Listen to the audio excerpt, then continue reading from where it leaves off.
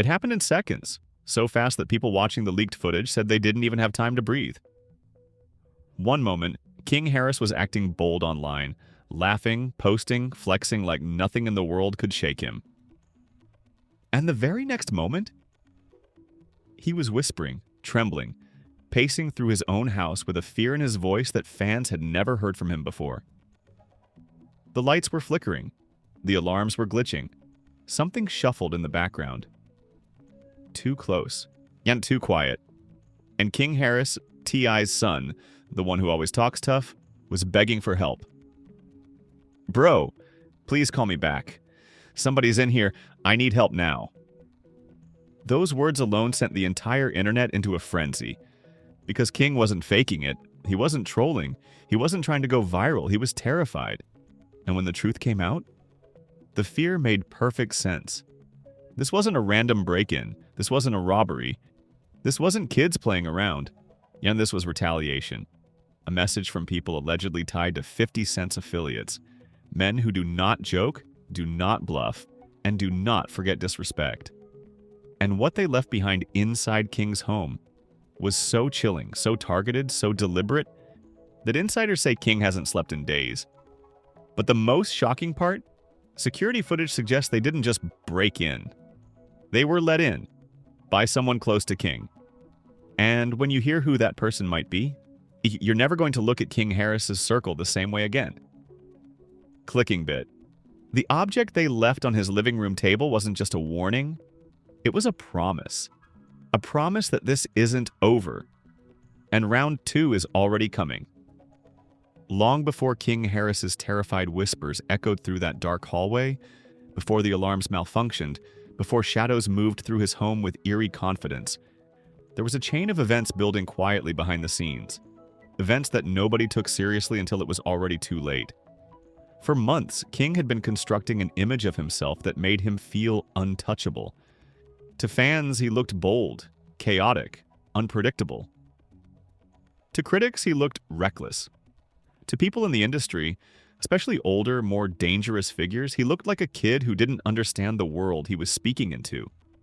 And truthfully, he didn't. King grew up surrounded by fame.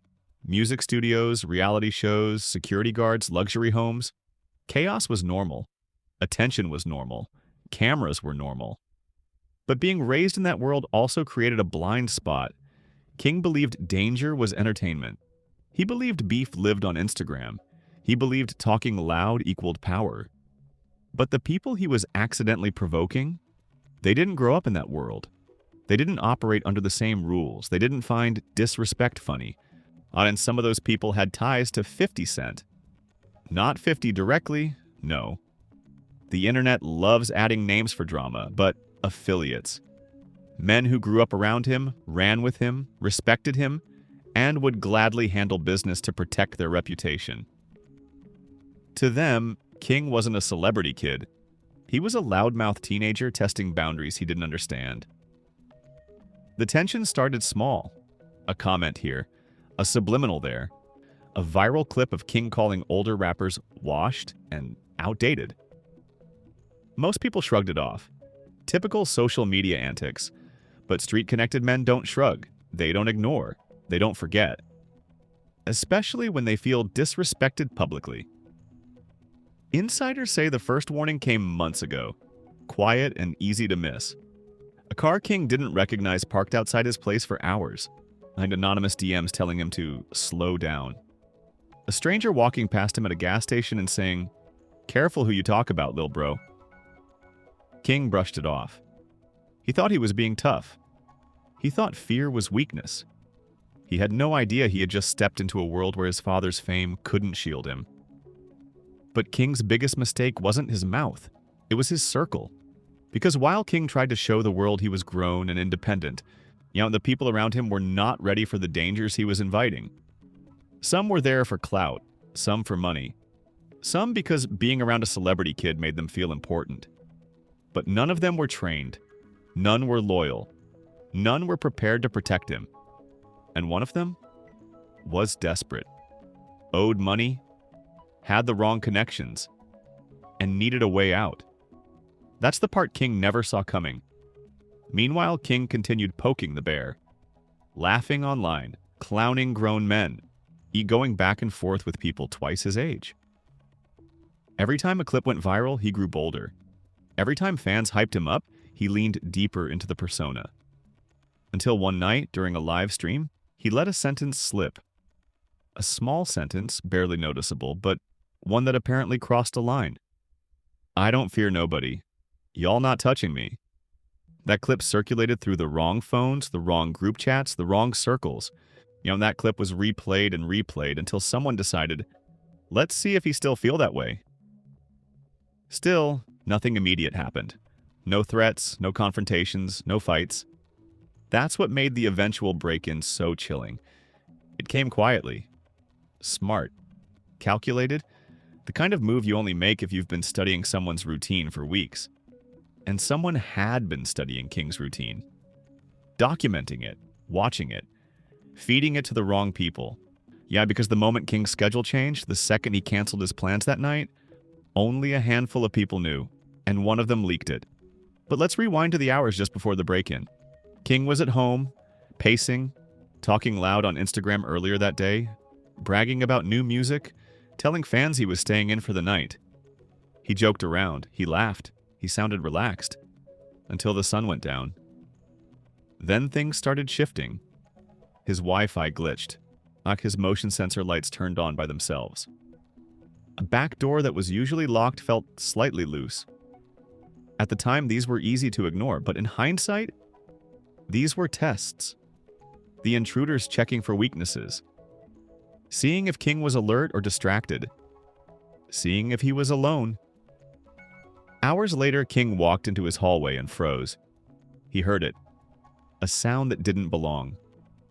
Soft. Muted. Close. That sound triggered everything we all saw in the leaked footage. The panic, and the trembling voice, the urgent whispers for help. But here's what the internet didn't know. When King called for help, the first person he called wasn't family, wasn't a friend, wasn't security. It was the same person who betrayed him. He didn't know that. Not yet. Not until later. But the betrayal didn't start that night. It started weeks before. Conversations behind King's back, deals being made, secrets being traded, a debt being cleared in exchange for information. Someone close to King owed money to the wrong people. They offered King's house as leverage. Not to hurt him? No, not yet. They offered it to scare him, to humble him, to make him stop talking. Because the people connected to 50 Cent weren't trying to kill King. They were trying to teach him. But what they left in that living room, what they placed deliberately on the center table, that wasn't a lesson. It was a promise. A promise that the next time, they wouldn't send a warning. But the most devastating part? King still doesn't know why he was really targeted. Because the motive wasn't disrespect, wasn't clout, wasn't ego. The real motive was sitting right beside him this entire time. Someone he trusted. Someone who smiled in his face. Someone who pretended to protect him. The truth behind what happened inside King Harris' house didn't unravel all at once. It came in pieces. Small, jagged, and terrifying pieces that slowly revealed just how deeply King had been betrayed. What the world saw was only the surface. A scared young man whispering into his phone, pacing through dark hallways with trembling hands.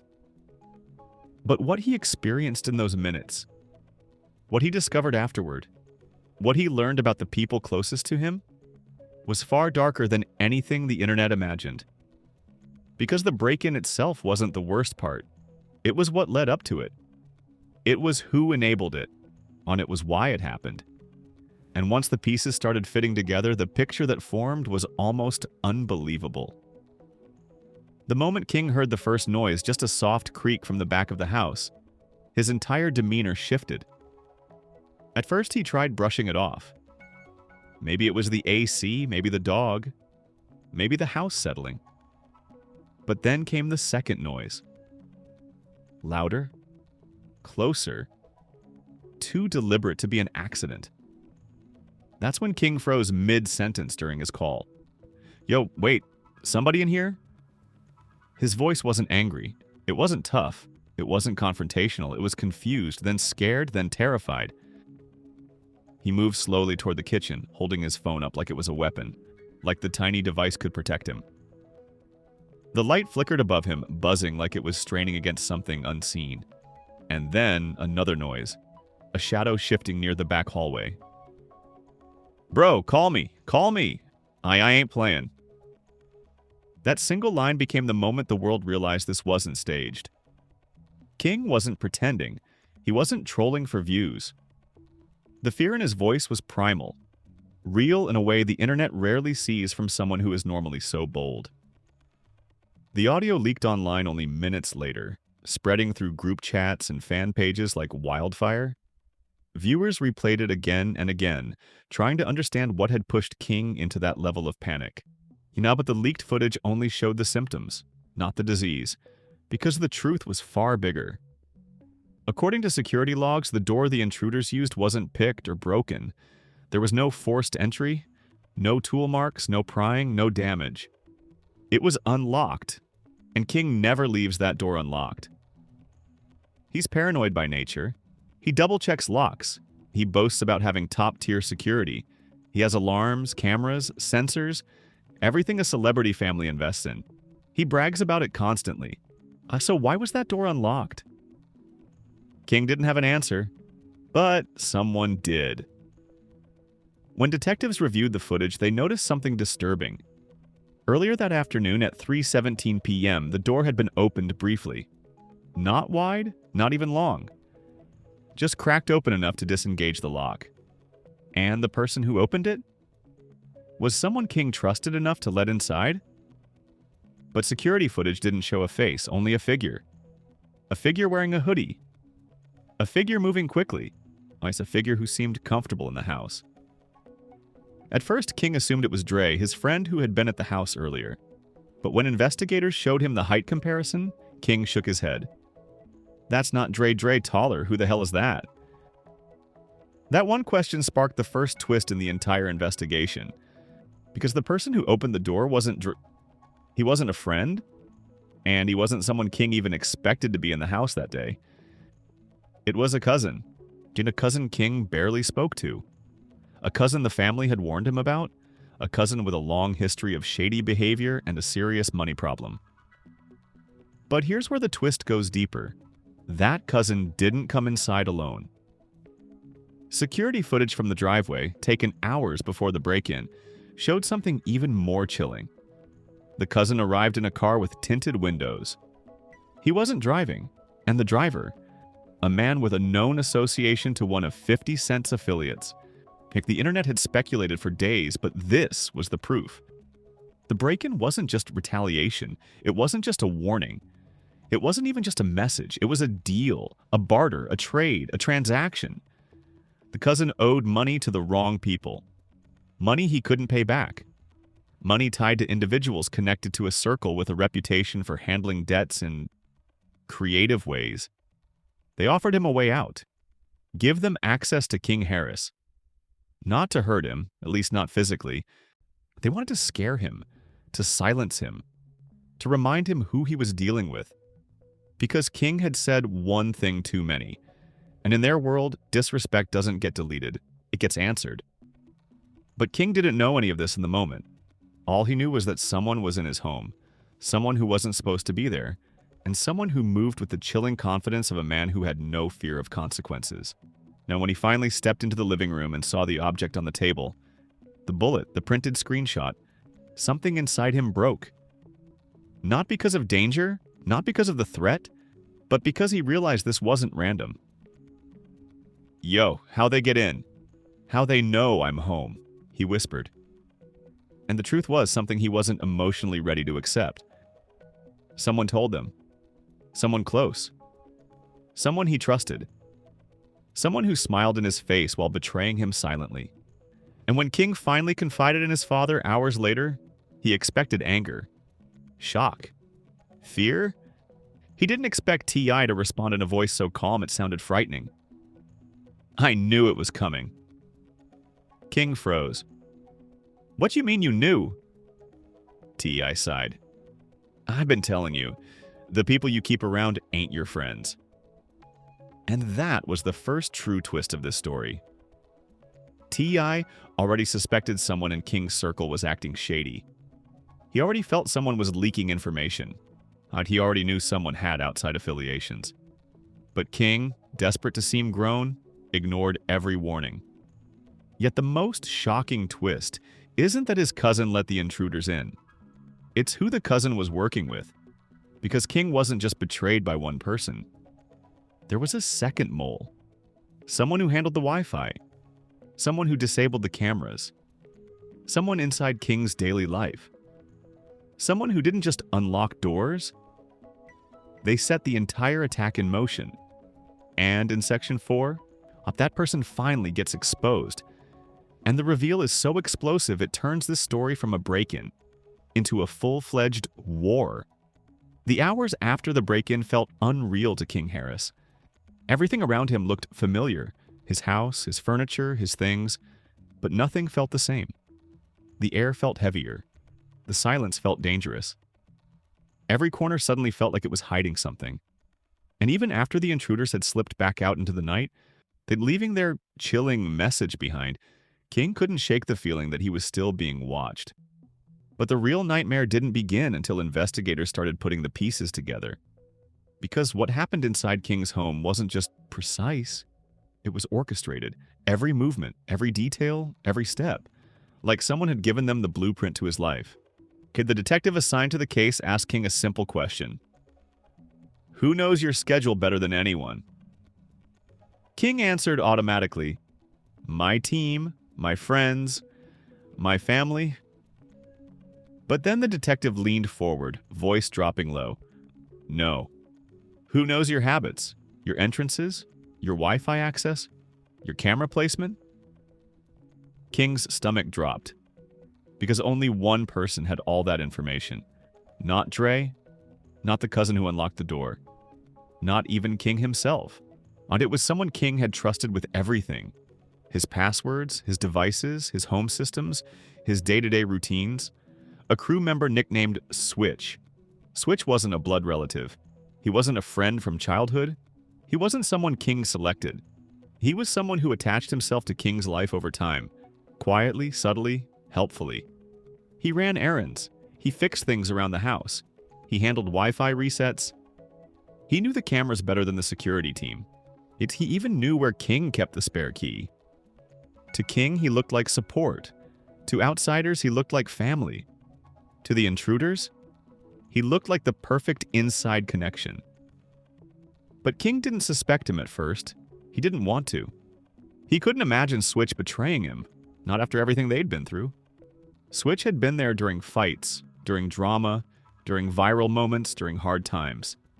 He'd been loyal, or at least he looked loyal, until the footage revealed the truth, and a technician combing through the digital logs discovered that 2 hours before the break-in, the security system was manually disabled from inside the home network. That required the Wi-Fi password, and only one person besides King had it: Switch. When investigators checked Switch's keycard activity, the reveal was even worse. Switch had entered King's property earlier that day. At the exact same time, the cousin unlocked the back door. They were working together. King's knees went weak when he heard those words. His hands shook. His voice cracked. Switch wouldn't do that. Y'all got it wrong. But investigators weren't guessing. They had logs, timestamps, camera glitches aligned with Switch's presence. And the final damning detail, Switch's phone had been off for the entire duration of the break-in. Nobody willingly turns their phone off unless they don't want to be traced. King felt the room spin. The betrayal hit deeper than anything he'd ever experienced. Not because Switch was a stranger, but because Switch had earned his trust. This wasn't just sabotage, it was premeditated, calculated, cold. But the escalation didn't stop there. After King left the house with security, investigators continued sweeping the property. That's when they found the second message the intruders left behind. It wasn't in the living room, it wasn't on the table, and it was taped underneath King's bedroom dresser. A folded piece of paper. Inside, a single sentence. "He's closer than you think." That sentence changed everything. Not only had Switch helped them, not only had the cousin unlocked the door, there was a third person feeding information, and that person was still unidentified, still near King, still attached to him socially, still pretending to be on his side. That revelation was so terrifying that TTI reportedly ripped the paper out of the detective's hand and demanded answers. The detective calmly explained, "They knew too much. Someone else is talking. Someone who's been in his room. Someone who knows where he hides things. Someone he trusts more than the cousin and more than Switch." The internet eventually learned this detail, and fans began hunting for clues. Who else had been in King's room recently? Who posted stories in that house? Who wore clothes or jewelry King owned? Well, fans noticed everything. But before the world could even finish guessing, a new piece of evidence dropped. A doorbell camera from a house across the street picked up audio of the intruders right before they entered King's home. It wasn't clear, but one voice was distinguishable. A man saying, "You sure the kid's alone?" And another voice answered, "Yeah, his own people confirmed it. He's soft tonight." His own people, plural, meaning the cousin and Switch weren't the only ones involved. King didn't know whether to cry, scream, or break something. For the first time in his life, his celebrity, his father's fame, his platform, none of it mattered. He wasn't safe anywhere, not in public, not online, not even in his own home. But the shocking reveal came later that night when King received a message from an unknown number. No threats, no insults, just a picture. Like a picture of Switch and the cousin sitting inside a car with a third-person King recognized immediately. A man from King's inner friend group. Someone King had defended publicly. Someone King had argued with his father about. Someone who always said, "Bro, I got you. You safe with me." A man named Melo. A man King trusted more than anyone. The photo was time-stamped 1 hour before the break-in. King dropped the phone. His breathing stopped. His world shattered. Melo wasn't just involved, but he was coordinating. He wasn't a side trader. He was the main informant. He was the one who set up the schedule, who told them King canceled plans, who confirmed King was alone, who told Switch when to disable cameras, who told the cousin which door to unlock. Everything pointed back to him. Everything. But the reason Melo betrayed him? That is what breaks the internet in the next section. Because Melo didn't do it for money. Not for debt, not for clout. He did it for revenge. And once you hear what started that revenge, you'll understand why round 2 is already on the way. The moment Melo's name leaked, the internet went into full meltdown. Fans weren't just shocked. They were furious, betrayed, horrified, confused, and glued to their screens like it was a live thriller unfolding in real time. Comments exploded across every platform, each one trying to make sense of the unimaginable. How did Melo set him up? That was his boy. Nah, I'm sick. Melo was in every video, every live stream, and this what he was doing? This is deeper than King versus 50 Cent affiliates. This is personal. This the biggest betrayal in celebrity history. Period. But the reactions didn't stop at fans. People from the industry, artists, producers, influencers, started chiming in, each comment adding gasoline to an already blazing fire. One Atlanta rapper tweeted, "Your biggest op be the ones eating at your table. Y'all better wake up." A well-known producer posted a cryptic message. "Watch the ones closest to you. Betrayal don't come from strangers." Fans immediately connected the dots. Everyone knew these were shots aimed directly at Melo. But then, something surprising happened. A few people defended Melo, not because they condoned what he did, but because they claimed King had pushed him there. A small but loud segment of the internet argued, Melo didn't just snap, King must have done something crazy. There's always a reason friends turn enemies. Something off about King's circle for all these dudes to switch up. Suddenly the narrative shifted. People weren't just analyzing the break-in itself. They were analyzing King, his past actions, his personality, his arguments, his ego. Old clips resurfaced of King yelling at friends, talking down to his crew, acting superior during live streams. And fans began stitching them with captions like, "This why Melo did it." Bro been wildin' on his own circle for months. The signs were right there. Meanwhile, TikTok detectives were in overdrive. They slowed down the leaked photo frame by frame. They enhanced the lighting. They cross-referenced Melo's outfit with old videos. They matched the car interior to photos Melo himself had posted months ago. Every new discovery made the betrayal sting more. As then the reactions from celebrity kids poured in. People who understood the unique pressure of growing up in fame. One celebrity daughter wrote, "This world is dangerous when you trust the wrong people. Fame don't protect you." Another posted, "I feel for King. Nobody talks about how lonely this lifestyle gets." But the reaction that shook the internet the hardest came from someone everyone had been waiting for. T.I. He didn't comment directly on the betrayal. He didn't name Melo. He didn't call out the cousin. He simply posted an image. A wolf surrounded by sheep. The caption? "Some of y'all ain't who you pretend to be." That one post sent blogs into hysteria. Fans debated whether T.I. was preparing to retaliate or whether he was addressing the family betrayal or the friend betrayal, or both. But then came something even more chilling. 50 Cent, 50 Cent himself, posted a single emoji. That was it. No caption, no context. Just eyes. And the internet lost its mind. Nah, why Fifth looking like that? Is he watching the mess unfold? How deep is this situation really? He knows something. I feel it. Journalists reached out to T.I., to King, to the cousin, to Melo, but nobody responded. Silence from the Harris family only made fans more desperate for answers. And blog headlines erupted everywhere. Insiders say third person still betraying King Harris. Break-in mastermind identified as King's close friend. T.I. prepares to handle business privately after son's setup. Round 2, threat imminent for King Harris.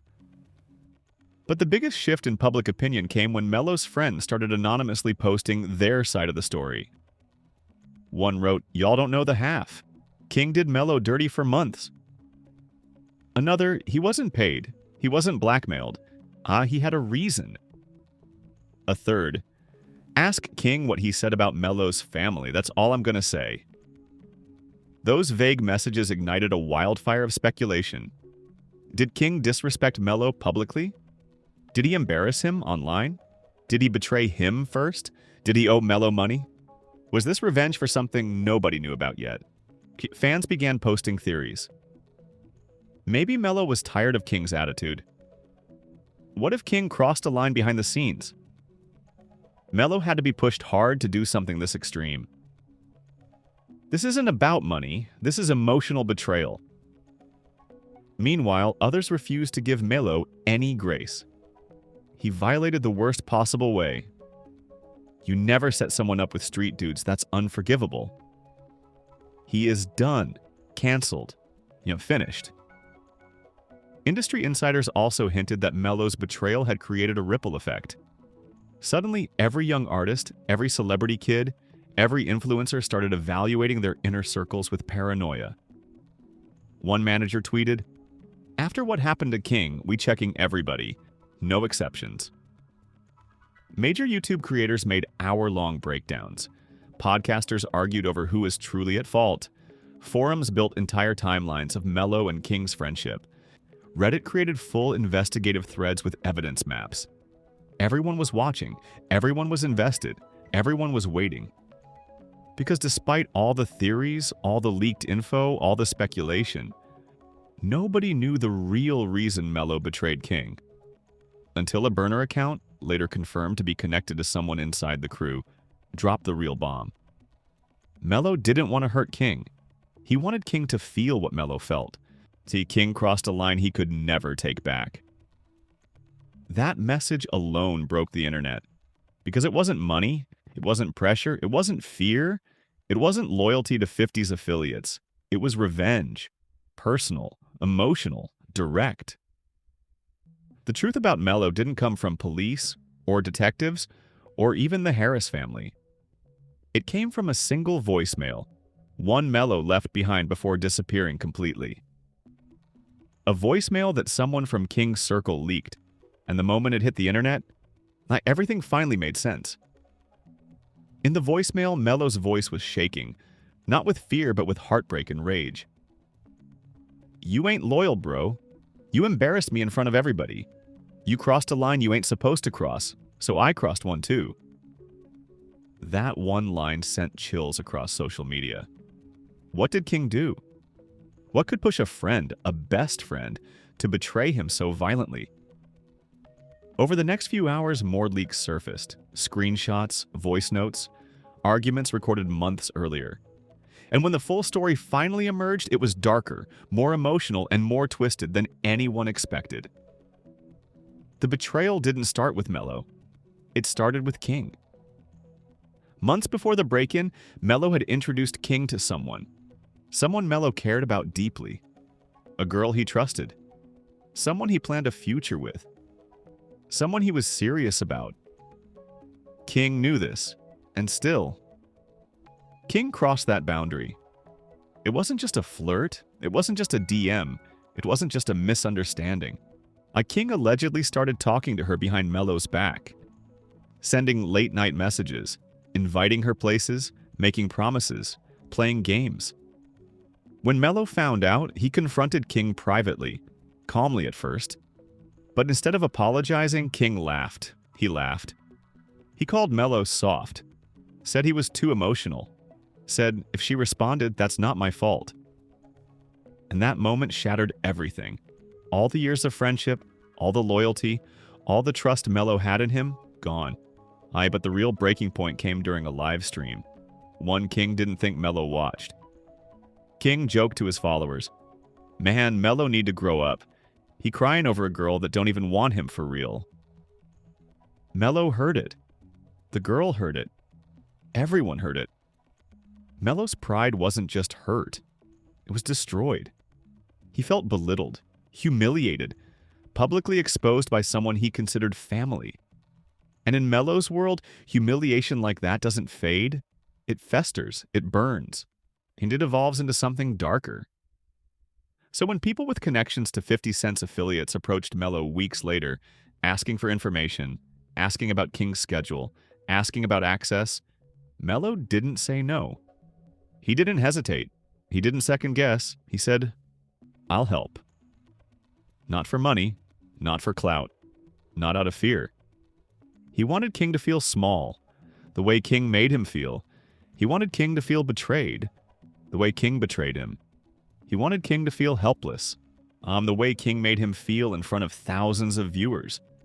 So the setup wasn't random. It wasn't business. It wasn't about power. It was revenge disguised as opportunity. But here's where the story twists again. Melo never intended for the intruders to go as far as they did. He thought they were only going to scare King, talk to him, put him in check. But the men who broke into King's home weren't looking for talk. They wanted to send a message, one far more dangerous than Melo expected. And once Melo realized how far things had gone, once he saw the intruders leave the bullet, once he understood the level of threat he brought into King's life, he panicked. That's why he went missing. That's why his phone went off. That's why he vanished from social media. He wasn't hiding from King, he was hiding from them. Because to the affiliates, Melo wasn't a partner. He wasn't a friend. He wasn't even useful anymore.